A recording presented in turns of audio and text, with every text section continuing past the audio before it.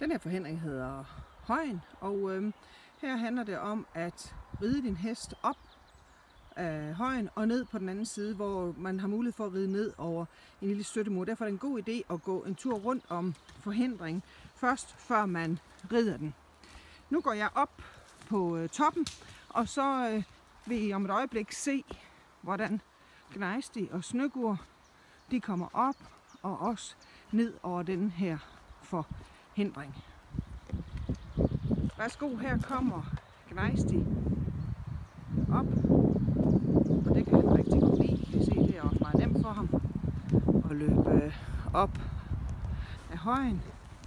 Og lige om lidt så kommer Snøgur også med, og så skal vi selvfølgelig ned om på den anden side. Det går, som I kan se, en lille smule stejl ned her. Man kan vælge enten at ride sin hest ned, eller trække den ned, alt efter hvad man synes. Man kan ride eller trække den ud over kanten her, ud over den her lille støttemur. Eller man kan gøre, som Jesper han gør her, rider Gnejstig fint og kontrolleret ned. Og så er der faktisk en lille nødudgang, så man kan ikke behøver ud over støttemuren, men bare kan ride ud over siden her. Og nu kommer Snøgur, og han går garanteret også fuldstændig kontrolleret, skridt for skridt ned ad højen.